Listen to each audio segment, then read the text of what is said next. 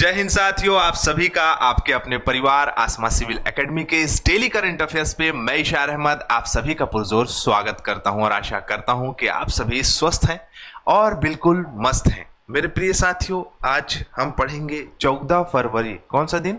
14 फरवरी के important current affairs, जो कि हमारे एग्जाम के लिए बहुत ही इंपॉर्टेंट है। तो पहले करंट अफेयर पढ़ लेना, फिर उसके बाद आगे चीजें जो भी आज आप लोगों का प्रोग्राम होगा। जैसे हमारे छत्तीसगढ़ में आज मोस्ट इंपॉर्टेंट डे है, मातृपितृ दिवस, है ना। और साथ ही साथ पुलवामा के शहीद भी आज के ही दिन शहीद हुए थे। उनके नाम से भी जो है ब्लैक डे मनाया जाता है पूरे भारत में, नेशनल लेवल में। तो वो भी आप अच्छी तरह से जो है उसमें पार्टिसिपेट कर सकते हैं। तो चलिए ज़्यादा समय न लेते हुए अपना सत्र प्रारंभ करते हैं। बाकी दिवसों पे ध्यान नहीं दीजिएगा तो ज़्यादा बेहतर है, और ध्यान देते भी हैं तो कोई बात नहीं है, लेकिन याद रखिएगा कि सबसे पहले जीवन में अपने लक्ष्य पे आपको नज़र रखनी चाहिए।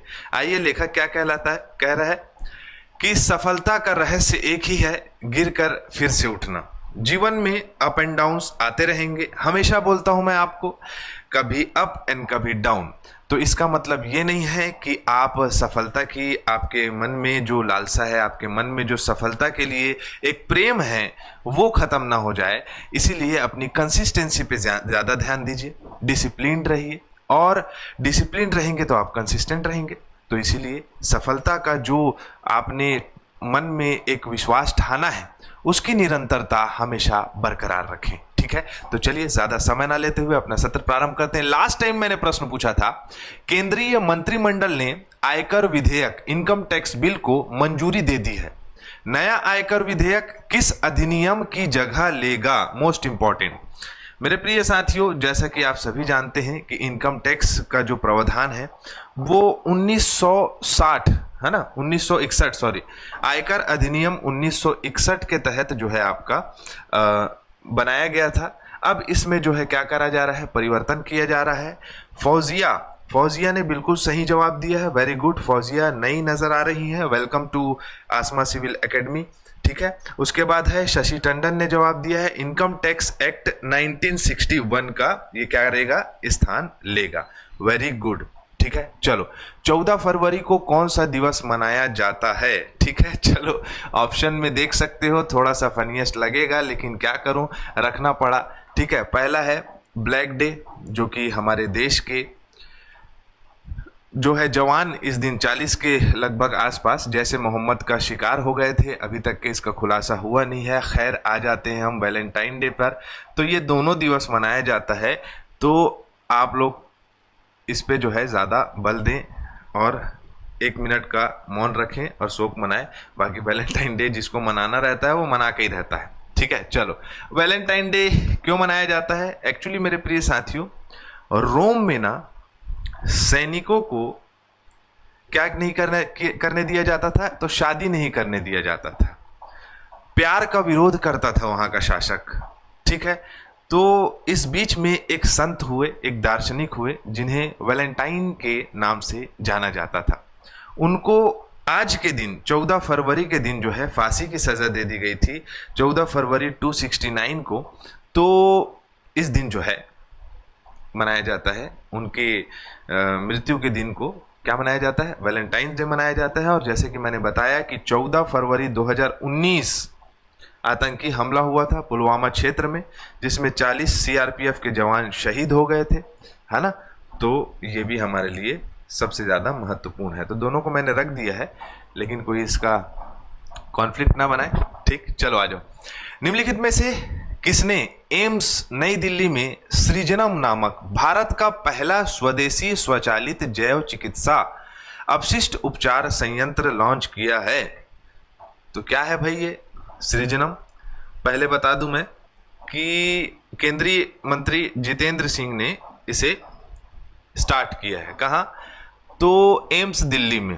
क्या करेगा ये एक बहुत अच्छा मॉडल है, इसलिए इसे रखना जरूरी हो गया। ये सृजनम जो है ना, जितने भी अपशिष्ट डिस्पोजल्स होते हैं, अपशिष्ट जो आपके मतलब ऑपरेशन के लिए जो इक्विपमेंट्स यूज़ किए जाते हैं, उन सभी के जो ब्लड लग जाता है उसमें, ठीक है, कुछ पाउच ऐसे होते हैं डिस्पोजल पाउच जिसमें मूत्र संग्रहित किया जाता है, वो सब सारी चीज़ें, तो उसको पूरी तरह से कीटाणु मुक्त करने का काम कौन करेगा? ये सृजनम इस प्रकार से दिखाई दे रहा है।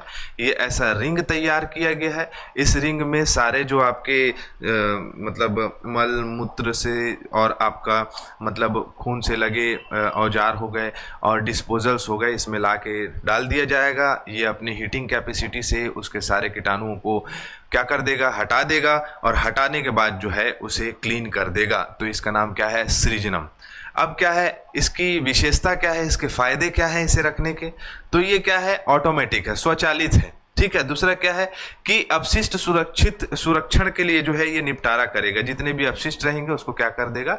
उसको ड्रेन कर देगा, निकाल देगा। रोगजनक जोखिम को कम कर देगा। वातावरणीय लाभ मिलेगा इससे कि ये जितने भी यंत्र हैं, जितने भी इक्विपमेंट्स हैं, उसको जो है आपका इधर उधर ना फेंक के इसमें जो है रिंग में ला के डाल देंगे। अब जब इसमें रिंग में ला के डाल दिया जाएगा तो क्या होगा? तो ये पूरी तरीके से उसको रोग मुक्त करके, उसके कीटाणु पूरे तरीके से खत्म करके उसको अच्छे फॉर्म में निकाल देगा, ठीक है। ये एक अच्छी पहल है। रिंग का कार्य जैसे कि मैंने बताया, ये ऐसा डिजाइन किया गया है जिसमें आपका बायोमेडिकल कचरे को सुरक्षित तरीके से कीटाणु रहित निपटारा कर पाएगा, ठीक है। बाकी सब सारी चीजें मैंने बता दी है, बार बार वही चीज बताना उचित नहीं है। आगे बढ़ते हैं। अगला प्रश्न और इंपॉर्टेंट प्रश्न है, नीति आयोग ने राज्यों और राज्य सार्वजनिक विश्वविद्यालयों पर गुणवत्तापूर्व उच्च शिक्षा का विस्तार शीर्षक से नीति रिपोर्ट किसके द्वारा लॉन्च किया गया है? मतलब कि जितने भी मतलब उच्च एजुकेशन संस्थान है, यूनिवर्सिटीज हैं, उन यूनिवर्सिटीज में हम किस प्रकार से शिक्षा पद्धति में और कैसे सुधार ला सकते हैं और कैसे अपडेशन ला सकते हैं, उसमें किस प्रकार से जो है गुणवत्तापूर्वक कार्य किया जा सकता है। तो किसने लाया है? तो मैं बता दूं कि नीति आयोग के उपाध्यक्ष कौन है? सुमन बेरी। सुमन बेरी जी के द्वारा ये प्रस्ताव और ये जो है आपका प्रावधान लाया गया है। इसमें मुख्य रूप से 3 पॉइंट जानना जरूरी है। कौन से 3 पॉइंट जानना जरूरी है? तो ये है, राज्य सार्वजनिक विश्वविद्यालयों में प्रमुख चुनौतियां, उसे कैसे निपटारा करेगा। लेकिन उससे पहले ऊपर वाली चीजें भी पढ़ लेते हैं, जैसे कि राज्य सार्वजनिक विश्वविद्यालयों की भूमिका क्या है। तो 80% उच्च शिक्षा राज्य सार्वजनिक विश्वविद्यालय में ही होता है। मैक्सिमम आप देखेंगे कि ज्यादातर जो मतलब यूनिवर्सिटीज होती हैं वो आपका राज्य और केंद्र के अंतर्गत बटी होती है। तो राज्य के अंतर्गत जितने भी यूनिवर्सिटी आते हैं, मैक्सिमम बच्चे वहीं जो है शिक्षा प्राप्त करते हैं, ठीक है, अपने कॉलेज की डिग्रीज के लिए। और विश्वविद्यालयों का लक्ष्य केवल शिक्षा पहुंचाना बढ़ाना नहीं, बल्कि विश्व स्तरीय शिक्षा देना है।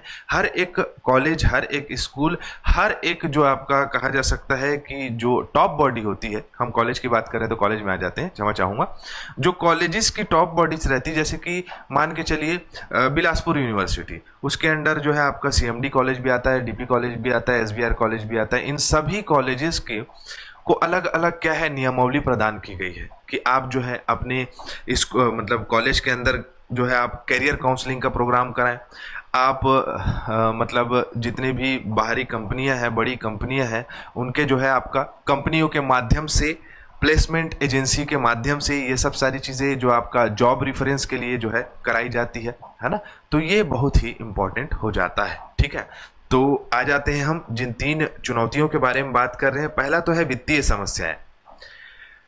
जो यूनिवर्सिटी के अगर बेहतर तरीके से उसमें अपडेशन के लिए, बेहतर तरीके से उसमें गुणवत्ता प्रदान करने के लिए हमें सबसे पहले फंडिंग्स की आवश्यकता होती है। तो राज्य सरकार की जो यूनिवर्सिटी मैक्सिमम रहती है उसमें फंडिंग्स कम आती है, ठीक है। तो सबसे पहले वित्तीय समस्याएं, शासन संबंधी समस्याएं, प्रशासनिक सुधार, नेतृत्व क्षमता को बढ़ाना, मतलब ऐसे लोगों को कॉलेज और यूनिवर्सिटी की निगरानी में लगाया जाए जो कि पहले से एक्सपीरियंस्ड हो और साथ ही साथ वो उच्च गुणवत्ता पूर्ण शिक्षा प्रदान करने के लिए, मतलब कि हायर एजुकेशन प्रोवाइड करने के लिए जो है वो नीतियों को बच्चों के बीच में, मतलब जो अंतिम उपभोक्ता जिसे कहा जा सकता है बच्चे ही हैं, उन तक जो है क्या करना, डिस्ट्रीब्यूट करना।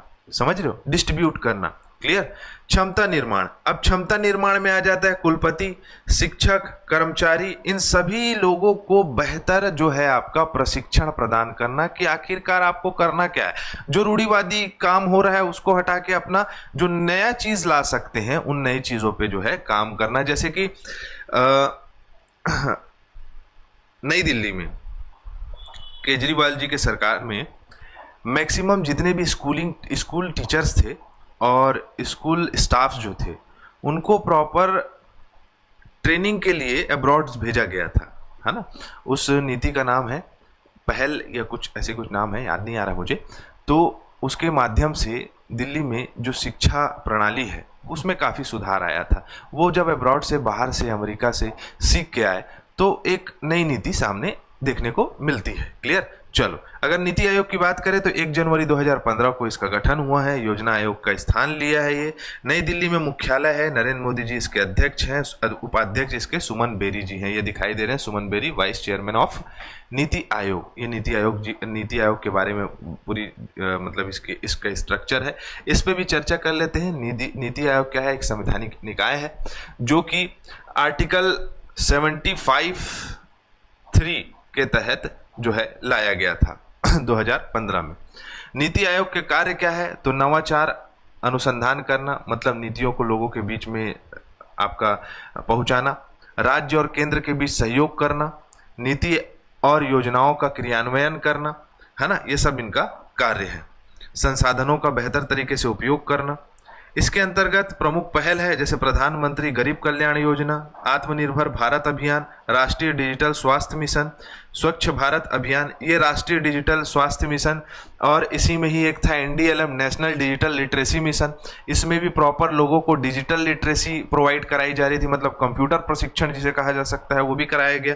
तो नीति आयोग की पहल और नीति आयोग की योजनाएं जो है बहुत ही शानदार है हमारे देश के लिए और वो कंसिस्टेंट हो रहा है। ठीक है। चलो, जनवरी 2025 में ICC player of the month पुरस्कारों में पुरुष और महिला श्रेणी में किसे सम्मानित किया गया है? तो आपको पता होना चाहिए कब का? जनवरी 2025 का। अभी फरवरी है, हर एक महीने के बाद जो है अपडेट आता है, तो अपडेट फरवरी में आएगा, फरवरी का मार्च में आएगा, मार्च का जो है वो आपका कब आएगा?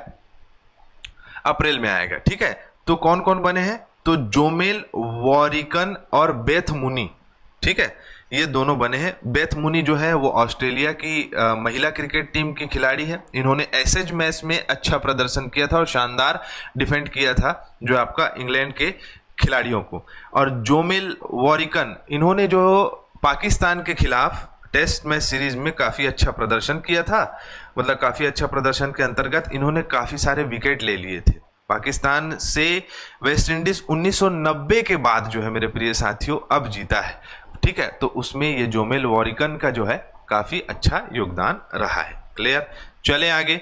चलो, निम्नलिखित में से कौन सा देश पहली बार अंतरराष्ट्रीय प्रशासनिक विज्ञान संस्थान, मतलब क्या होता है इसका, international institute of administrative science के वार्षिक सम्मेलन की मेजबानी कर रहा है? तो याद रखिएगा कि ये जो हो रहा है पहली बार हो रहा है और भारत कर रहा है इसका। भारत का प्रशासनिक जो ढांचा है, भारत का जो प्रशासनिक विभाग है, लोक प्रशासन का जो मूल इकाई है, उसके द्वारा अंतर्राष्ट्रीय स्तर पर प्रशासनिक विज्ञान संस्थान के साथ सहयोग करके 10 से 14 फरवरी 2025 में नई दिल्ली में इसे आयोजित कराया जा रहा है। इसका मुख्य उद्देश्य क्या है, इसके विषय से पता चल जाएगा आपको कि अगली पीढ़ी के प्रशासनिक सुधार, नागरिकों को सशक्त बनाना और अंतिम मील तक पहुंचाना, मतलब कि next generation administrative reform reaching the last mile.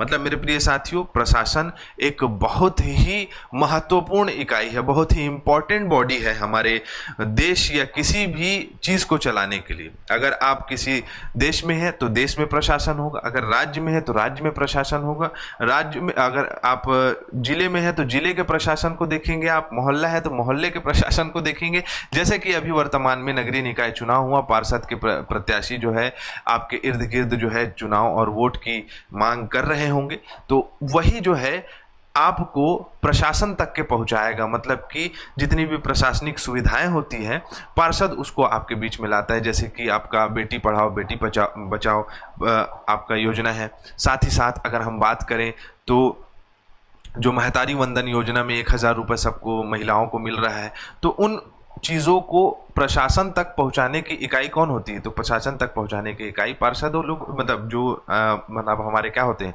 राजनीतिक मुखिया जो होते हैं उनका होता है। तो प्रशासन को बेहतर बनाने के लिए ये कार्य किया जा रहा है भारत में पहली बार, और एक बहुत ही अच्छी पहल है। ठीक है। अंतर्राष्ट्रीय प्रशासनिक विज्ञान संस्थान 1930 में इसकी स्थापना हुई है। मुख्यालय ब्रुसेल्स में है, बेल्जियम में ब्रुसेल्स में है। राष्ट्रपति रायद मोहम्मद बेंशम्स इसके राष्ट्रपति है। कहाँ के? तो आपके ब्रुसेल्स के। क्लियर? तो हम इसे समझ सकते हैं। सॉरी, प्रेसिडेंट होगा, यहाँ राष्ट्रपति लिखा गया है, क्षमा चाहूंगा मैं। प्रेसिडेंट होगा, यहाँ राष्ट्रपति लिखा गया है, इसको अध्यक्ष लिख लेंगे, है ना, राष्ट्रपति नहीं होगा। ये कुछ भी लिखा जाता है जब इसको आप क्या करोगे तो ट्रांसलेट करोगे, तो चलो, तो ये क्या हो जाएगा? अध्यक्ष हो जाएगा, है ना, याद रखना। अध्यक्ष रायद मोहम्मद बेंशम्स है, किसके? अंतरराष्ट्रीय प्रशासनिक विज्ञान संस्थान के। याद रखना प्यारे बच्चों, है ना, ब्रुसेल्स के याद नहीं रखना, टंग ऑफ स्लिप हो जाता है, गलतियां होते रहती हैं। ठीक है, चलो, अध्यक्ष हैं इसके। चलो आगे बढ़े। अगला है, हाल ही में फरवरी 2025 में विश्व सरकार शिखर सम्मेलन का 12वां संस्करण कहां आयोजित कराया गया था? तो कहां कराया गया था भाई? दुबई में। ठीक है, दुबई में कराया गया था। और हमारे भारत देश से किसने प्रतिनिधित्व किया था? तो भूपेंद्र यादव जी जो है वो कौन है? तो भूपेंद्र यादव जी जो है, भूपेंद्र यादव जी केंद्रीय पर्यावरण, वन और जलवायु परिवर्तन मंत्री हैं। भूपेंद्र यादव जी, इन्होंने इसमें आपका मतलब प्रतिनिधित्व किया भारत का।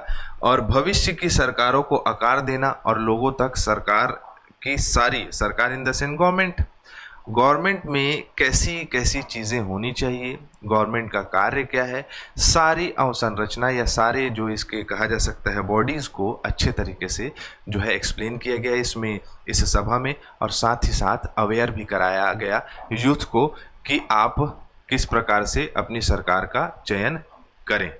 ठीक है, भूपेंद्र यादव जी। चलो आगे बढ़ते हैं। अगला प्रश्न है, भारत ने दूसरी बार एशियाई मत्स्य पालन और जलीय कृषि मंच की बैठक की। ठीक है, यह बैठक आयोजित की गई थी, कहाँ की गई थी? ठीक है, चलो तो देख लेते हैं कहाँ हुआ था। तो नई दिल्ली में ये आयोजित कराया गया था। आपको ये पता होना चाहिए। दूसरी बार, पहली बार केरल के कोच्चि में हुआ था, इस बार नई दिल्ली में आयोजित कराया गया था इसे। इनका काम क्या है? तो इनका काम एशिया प्रशांत, एशिया क्षेत्र के अंतर्गत जितने भी मत्स्य पालन हो रहे हैं, मछली उत्पादन हो रहा है, ये जिसे हम नीली खेती भी कहते हैं। ठीक है, नीली क्रांति किसके अंतर्गत आती है? नीली क्रांति से क्या समझते हैं आप? नीली क्रांति मतलब कि मछली या मत्स्य उत्पादन से है। ठीक है, तो इसमें बढ़ोतरी कैसे की जाए, इन सभी चीज़ों पे चर्चा की गई, है ना। और बैठक का विषय एशिया प्रशांत में नीले विकास को हरा भरा करना, मतलब उत्पादन करना है। जैसे कि भारत तीसरा नंबर का जो है, थर्ड पोजीशन में मत्स्य उत्पादन में सबसे अग्रणी है, वैसे ही झींगा उत्पादन में पहले नंबर में। ठीक है, झींगा उत्पादन में पहले नंबर में है। ये दोनों पता होना चाहिए, ज्योग्राफी का क्वेश्चंस है, फट फट प्रश्न पूछा जाता है। एशिया फिशरिंग सोसाइटी की बात करें तो 1984 में एशिया में मत्स्य पेशेवर के द्वारा की गई थी। कुआलालंपुर मलेशिया में इसका मुख्यालय है, है ना। इसका शाखाएं भारत में है, जापान में है, ताइवान में है। मुख्य रूप से मत्स्य पालन के क्षेत्र पे ये जोर देते हैं। ठीक है प्यारे बच्चों, आगे बढ़े। चलो अगला प्रश्न है मेरे प्रिय साथियों, लोकसभा में भाषाई समावेशन को बढ़ावा देने के लिए लोकसभा अध्यक्ष ने लोकसभा अध्यक्ष जो है वो कौन है? ओम बिरला जी ने किन भाषाओं को अनुवाद सेवाओं में शामिल करने की घोषणा की है? देखो, भारत की 8वीं अनुसूची में कुल 22 भाषा है। इन 22 भाषाओं के अनुवाद का जो है ये प्रावधान है ना। आगे आके ये पूरी 22 भाषा जो है वो अनुवादित हो जाएगी, ट्रांसलेट हो जाएंगी, जिसमें से मुख्य रूप से अभी बोडो, डोगरी, मैथिली, मणिपुरी और संस्कृत और उर्दू, ये 4-5 भाषा है ना, 1 2 3 4 5 6 भाषा जो है, इन पे जो है अनुवाद करने का जो है प्रस्ताव रखा है और ये अनुवादित होगी। क्यों? क्योंकि हमें जैसे संस्कृत, उर्दू, अंग्रेजी, ठीक है, और क्या क्या मैंने कहा कि बोडो, डोगरी, मैथिली और मणिपुरी। ये प्रावधान इसलिए रखा गया है कि हमारी सांस्कृतिक पहचान की एक पहल है। मतलब कि हमारे देश को इसीलिए सराहा जाता है, इसीलिए सब जगह जो है इनकी तारीफ की जाती है कि हम भारत देश जो कि एक बहुत विविधताओं का देश है, यहाँ पर बहुत सारी भाषाएं बोली जाती है ना। आप काउंट करने के लिए जाए तो 300 के प्लस जो है भाषा बोली जाती है, जिसमें 22 भाषा जो है वो भारतीय संविधान के 8वीं अनुसूची में लिखित है, प्रमाणित है। तो कम से कम इन 22 भाषाओं को जो है हम अपने संसदीय कार्यवाही में, अपने जो आपका प्रशासनिक कार्यों में, इन सभी चीज़ों में लगा सकें, और जो है आपका इससे क्षेत्रीय भाषाओं का विकास होगा। इसके लिए जो है सराहा जाता है, हमारे देश को तारीफ की जाती है। ठीक है, भारत की विविधता की तारीफ की जाती है, जिसकी पहल किसने की है? तो लोकसभा अध्यक्ष ओम बिरला जी ने। ठीक है, चलें आगे। अगला प्रश्न हमारे स्क्रीन पे ये रहा, जो कि रिवीजन का है। राष्ट्रीय महिला दिवस कब मनाया जाता है? 13 फरवरी को मनाया जाता है। भारत की कोकिला कही जाने वाली शख्स आदरणीय सम्माननीय सरोजिनी नायडू जी के जन्मदिन के अवसर पर यह मनाया जाता है। केंद्रीय स्वास्थ्य मंत्री श्री जगत प्रकाश नड्डा ने क्या लिखा है? लिम्फेटिक फाइलेरिया हाथीपांव के उन्मूलन के लिए कितने राज्यों के राष्ट्रीय सार्वजनिक औषधि वितरण का अभियान शुरू किया है? तो 13 राज्यों को किया है। ठीक है, 39वें राष्ट्रीय खेलों का आयोजन किस राज्य में किया जाएगा? तो मेघालय में किया जाएगा। पीटी उषा जो कि इंडियन ओलंपिक एसोसिएशन के अध्यक्ष हैं, उन्होंने क्या किया था? तो उन्होंने ये पत्र जो है मेघालय के मुख्यमंत्री को दिया था। 38वां नंबर का हो रहा है कहाँ? तो उत्तराखंड में हो रहा है। ठीक है, चले आगे। तीसरे भारत ऊर्जा सप्ताह 2025 का उद्घाटन किसने किया है? तो श्री नरेंद्र मोदी जी ने किया है, जो कि बहुत ही इंपॉर्टेंट है। हिंदुस्तान एरोनॉटिक्स लिमिटेड ने अपने किस जेट ट्रेनिंग विमान का नाम बदलकर यशस रखा है? तो HJT-36, जो कि एक क्या है? तो ट्रेनिंग आपका, या कहा जा सकता है पायलट ट्रेनिंग विमान है। पैरा तीरंदाजी एशिया कप विश्व रैंकिंग प्रतियोगिता में भारतीय पैरा तीरंदाज टीम ने कितने पदक जीते और प्रथम स्थान प्राप्त किया? तो 12 पदक जीता है इन्होंने, जिसमें 6 स्वर्ण पदक है मेरे प्यारे साथियों। ठीक है, आत्मनिर्भर भारत अभियान के तहत दलहन आत्मनिर्भरता मिशन शुरू किया गया है, जो कि दलहन की उत्पादकता पे वृद्धि करेगा। क्लियर है, आगे बढ़ें। दक्षिण तटीय रेलवे जोन को कैबिनेट ने जो है भारतीय रेलवे के अंतर्गत शामिल कर लिया गया है, नए रेलवे जोन के अंतर्गत शामिल कर लिया गया, मतलब 18वां जोन होगा ये। ठीक है, नासा के द्वारा अंतरिक्ष एजेंसी एक्सोप्लैनेट का अध्ययन करने के लिए पेंडोरा मिशन लॉन्च किया है। पेंडोरा मिशन क्या करेगा? तो बाकी जितने ग्रह हैं उनके वायुमंडलीय क्षेत्र का अच्छी तरह से ऑब्जर्वेशन करेगा, अच्छी तरह से अध्ययन करेगा और नासा को प्रोवाइड करेगा। ठीक है, चलो। कौशल भारत कार्यक्रम के अंतर्गत कौन कौन सी योजनाएं सम्मिलित है? चलो बताओ फटाक से, बहुत इंपॉर्टेंट। CGPSC में ऐसे ही प्रश्न पूछा था अभी, आप लोग देखे होंगे कि एक प्रमुख योजना दिया था, उसके अंतर्गत कौन कौन से कार्य किए जा सकते हैं, इससे संबंधित पूछा गया था। ठीक है, सॉरी। तो हमारा सत्र यहीं कंप्लीट होता है, मैं इसी के साथ इजाजत चाहूंगा। इस वीडियो को शेयर करना ना भूलें। जय हिंद, जय भारत।